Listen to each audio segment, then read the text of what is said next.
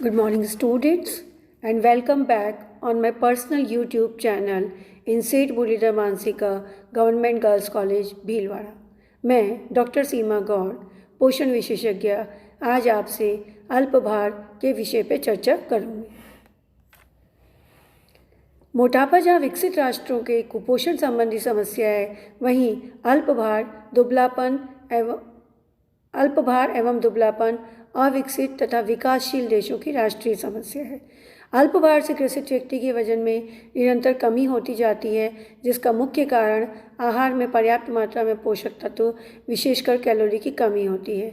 अल्पभार अपने आप में कोई बीमारी नहीं है। ऐसा व्यक्ति प्रायः दुबला पतला, हड्डियों का ढांचा मात्र, अशक्त तथा कमज़ोर होता है। आज के इस वीडियो सत्र में अध्ययन किए जाने वाले बिंदु हैं अल्पभार की परिभाषा, अल्पभार के कारण, लक्षण तथा पहचान। परिभाषा: अल्पभार अल्प पोषण की वह अवस्था है जिसमें व्यक्ति का शरीर भार सामान्य भार के मुकाबले 10 से 20% या 20% से भी अधिक कम हो जाता है। अल्पभार की स्थिति दीर्घ अवधि तक ऊर्जा के अभाव के कारण होती है। शरीर भार में गिरावट 10 से 20% अगर होती है तब हम उसे अल्पभार, तथा अगर यह गिरावट 20% से भी अधिक हो जाए तब हम उसे अत्यधिक अल्पभार वाला व्यक्ति कहते हैं। अल्पभार का मुख्य कारण लंबे समय तक पर्याप्त आहार का सेवन नहीं करना या आंतरिक उपापचय दर का अत्यधिक तीव्र होना होता है। अल्पभार के कारण पहला और मोस्ट इम्पॉर्टेंट कारण है लंबे समय तक अपर्याप्त भोजन ग्रहण करना या भुखमरी की स्थिति होना। आपने देखा होगा बाढ़, तूफान, आंधी, सूखा तथा युद्ध के दौरान कई बार कुछ क्षेत्र विशेषों में फैमिन कंडीशंस, भुखमरी होने के कारण वहाँ के रहने वाले लोगों को लंबे समय तक प्रायः पेट भरने के लिए भी भोजन नहीं मिल पाता, तब वे अल्पभार से ग्रसित हो जाते हैं। दूसरा, अत्यधिक क्रियाशीलता। अत्यधिक जब जो लेबर वर्ग होता है, मजदूर श्रमिक होते हैं, वो काम तो अधिक करते हैं और अधिक क्रियाशीलता के कारण उनकी ऊर्जा और कैलोरी की डिमांड बढ़ जाती है, किंतु उसके अनुरूप उन्हें पर्याप्त भोजन नहीं मिल पाता, तो वे अल्पभार से ग्रसित रहते हैं। उपापचयी दर अत्यधिक होना। जब हमारे शरीर का BMR, बेसल मेटाबॉलिक रेट, बहुत अधिक होता है तो ऊर्जा की खपत ज़्यादा होती है और उसके अनुरूप ऊर्जा का अंतर्ग्रहण नहीं हो पाने पर हम अल्पभार से ग्रसित रहते हैं। भोजन संबंधी आदतें जैसे कि समय पर भोजन नहीं करना, मील स्किपिंग करना, एक साथ बहुत ज़्यादा भोजन कर लेना व शेष बचे हुए समय पर भोजन नहीं करना, ये सब कुछ इस तरह की आदतें हैं जिसके कारण हम अल्पभार से ग्रसित रहते हैं। तनावपूर्ण व्यक्तित्व, इसका मतलब है हाइपरटेंसिव पर्सनैलिटी। कुछ लोग स्ट्रेस ज़्यादा लेते हैं, तनाव ज़्यादा लेते हैं और उस स्ट्रेस और तनाव के चलते किसी भी कारण से हो, विभिन्न कारणों से वो छोटी छोटी बातों से उनका जो व्यक्तित्व है वो तनावपूर्ण रहता है। ऐसे स्ट्रेस और तनाव के कारण वो पर्याप्त भोजन नहीं ग्रहण कर पाते और अल्पभार से ग्रसित रहते हैं। रोग की अवस्था, कुछ रोग ऐसे होते हैं जो लंबे समय तक चलते हैं, जैसे क्षय रोग है, मधुमेह, कैंसर है, लंबे समय तक चलने वाला डायरिया, माल एब्जॉर्प्शन सिंड्रोम, ये सभी रोग इस तरह के हैं जो लंबे समय तक चलते हैं और शरीर को अंदर ही अंदर से खोखला कर देते हैं। ऐसे में व्यक्ति की जो ऊर्जा की, कैलोरी की डिमांड होती है वो बढ़ जाती है और जब वो पूरी नहीं हो पाती तो हम अल्पभार से ग्रसित हो जाते हैं। पाचन संस्थान में दोष, कभी कभी हमारे पाचन संस्थान में दोष हो जाता है, जिस दोष के चलते हमारे भोजन का पाचन और अवशोषण ठीक से नहीं हो पाता, तो पर्याप्त भोजन लेने के बाद भी हम अल्पभार से ग्रसित रह जाते हैं। थायराइड ग्रंथि का अतिस्रवण, hyper secretion of thyroid hormone. Thyroid hormone ऊर्जा के उपापचय के लिए जिम्मेदार है। जब इसका कम स्रवण होता है तो ऊर्जा का उपापचय ठीक से नहीं होता और ऊर्जा फैट के रूप में बॉडी में जमती रहती है।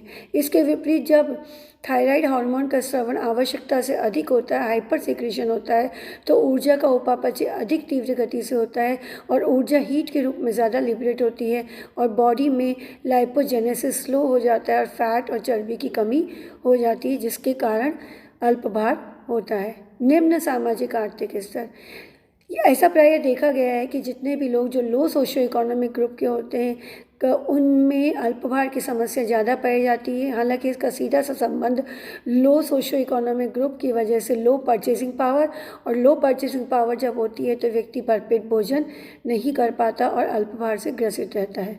कुछ अन्य कारण हैं जो कि अल्पभार के लिए जिम्मेदार पाए गए हैं, जैसे कि बार बार गर्भपात होना। यदि एक महिला बार बार गर्भवती हो और उसका जल्दी बार बार गर्भपात हो तो वो एक गर्भ के दायित्व उसको पूर्ण नहीं कर पाती, उसके पूर्व ही दोबारा से गर्भवती होने पर वो अल्पभार से ग्रसित होती जाती है। जब माँ बहुत अधिक कमज़ोर या कुपोषित होती है तो उस स्थिति में बच्चे को पर्याप्त दूध नहीं मिल पाता, पर्याप्त पोषण नहीं मिल पाता और वो अल्पभार से ग्रसित रहता है।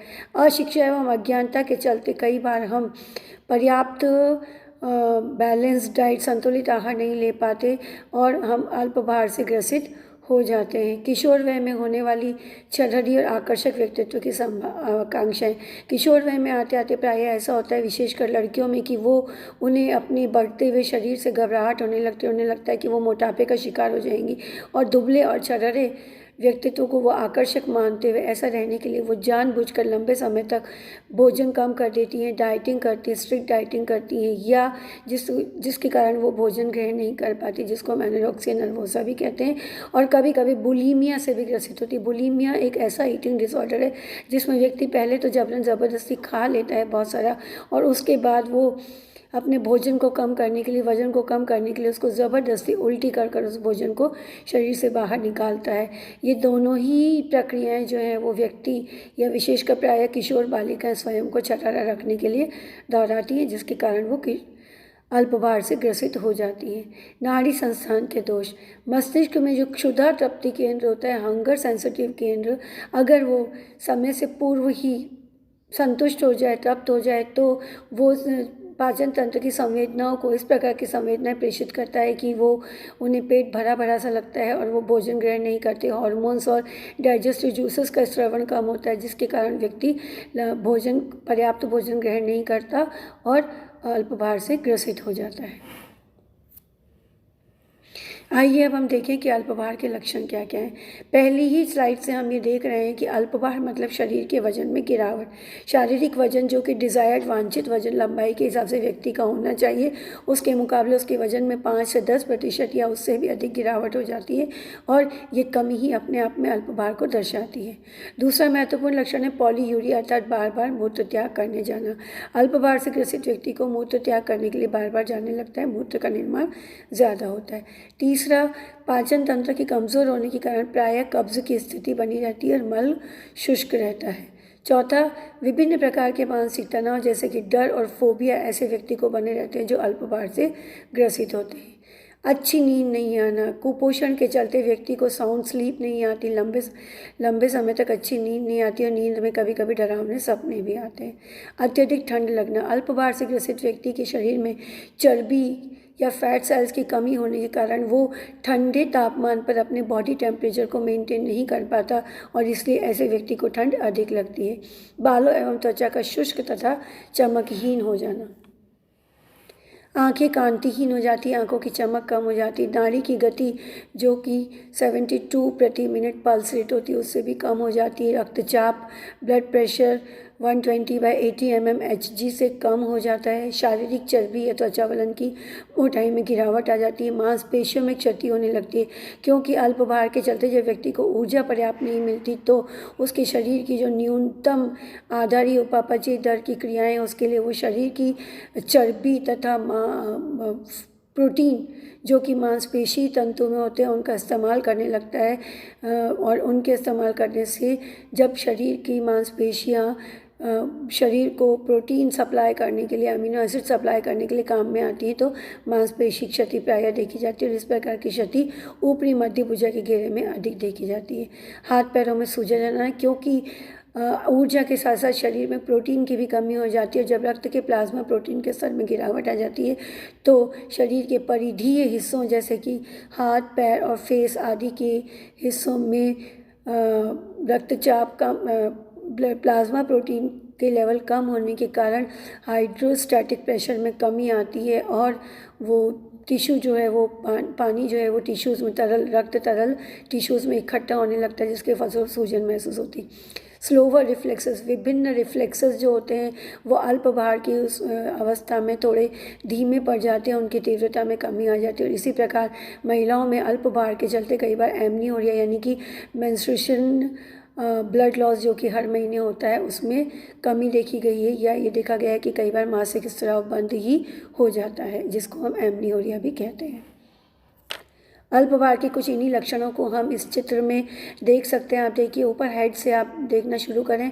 पहला thinning and dryness of hair, जिसको हमने बताया बालों का शुष्क एवं पतला होना, चमक कम होना, पिट्यूटरी हार्मोन एबनॉर्मलिटी, पीयूष ग्रंथि से निकलने वाले हार्मोन्स एबनॉर्मल हो जाते हैं, कम मात्रा में स्रावित होते हैं, reduced heart size and loss, heart का आकार हृदय के चारों तरफ की जो वसी ऊतक है उनमें कमी होने के कारण छोटा हो जाता है, हार्ट बीट कम हो जाती है, माइल्ड एनीमिया, रक्तहीनता, रक्ताल्पता की स्थिति, क्योंकि ऊर्जा के साथ साथ प्रोटीन की भी कमी होती है और प्रोटीन की कमी अपने आप में एनीमिया को लेकर आती है, कॉन्स्टिपेशन की स्थिति बनी रहती है, मस्कुलर मास, मांसपेशी क्षति जो कि थाइज और कफ और ऊपरी मध्य भुजा के घेरों में देखी जा सकती है, स्किन शुष्क हो जाती है। दूसरी तरफ नीचे से ऊपर चलते तो एडिमा, सूजन की स्थिति मैंने आपको बताई, स्लोवर रिफ्लेक्सेस कम हो जाते हैं, लॉस ऑफ सबकुटेनियस फैट, चर्बी जो है वो कम हो जाती है, एब्सेंस ऑफ मेंस्ट्रुअल पीरियड, जो मासिक स्राव है वो बंद हो जाता है, ब्रिटिल नेल्स, नाखून जो है वो रूखे सूखे और ब्रिटिल हो जाते हैं, जल्दी से टूटने लगते हैं। लेन्यूगो एक टर्म दी है जिसका मतलब है fine raised white hair on body surface, body की सतह पर सफ़ेद रंग के स्मूथ चिकने बाल या रोम उभर आते हैं और ईसीजी के पैटर्न में कुछ चेंज आ जाता है। इसके अलावा कोल्ड सेंसिटिविटी, ऐसे व्यक्ति को ठंड बहुत अधिक लगती है क्योंकि वो निम्न तापमान पर चर्बी की कमी होने से अपनी बॉडी के टेम्परेचर को मेंटेन नहीं कर पाता। और इसके साथ साथ थायराइड ग्रंथि से निकलने वाले थायरोक्सिन हार्मोन की मात्रा ज़्यादा हो जाने के कारण ऊर्जा का उपापचय ज़्यादा हो जाता है और लोवर्ड टोटल स्लीप टाइम, नींद में ना तो नींद अच्छी आती है ना ही नींद पर्याप्त मात्रा में आती है, स्लीप टाइम भी कम हो जाता है। अल्प भार को कैसे पहचानेंगे? पहला और मोस्ट इम्पॉर्टेंट लक्षण जो मैंने आपको बताया शरीर भार, कि अल्प भार के दौरान शरीर भार में गिरावट हो जाती है, लेकिन इस गिरावट को हम तभी पहचान सकते हैं जब हम अपने तात्कालिक वजन को वांछित वजन से कंपेयर करें। और इस प्रकार के वजनों की तुलना के बारे में मैंने आपको मानव मिति परीक्षणों में बहुत अच्छे से वर्गीकरण इसका बता दिया था। दूसरा पहचाने BMI अर्थात बॉडी मास इंडेक्स, जिसमें किलोग्राम में जब वज़न नापा जाता है उसको मीटर लंबाई जो कि मीटर में नाप कर उसके स्क्वायर से हम भाग देते हैं। अगर आपको आपका वज़न और लंबाई मालूम है तो आप BMI आराम से निकाल सकते हैं, क्योंकि शरीर भार के द्वारा वज़न की तुलना करने के लिए आपको मानक वज़न मालूम होने चाहिए जो प्रायः हमारे पास नहीं होते। तो BMI एक सस्ता और सादा साधन है जिसके द्वारा हम वज़न और लंबाई को नाप कर अपना BMI निकाल सकते हैं। अगर आपका बॉडी मास इंडेक्स 20 से 25 के बीच आता है तो आप सामान्य श्रेणी में आते हैं। अगर आपका BMI 18.5 से 20 के मध्य आता है तो आप लो वेट नॉर्मल यानी कि आप सामान्यतः हैं किंतु आपका वज़न थोड़ा कम है। 17 से 18 तो CED chronic energy deficiency grade 1 जिसको माइल्ड अंडर न्यूट्रिशन आप कह सकते हैं।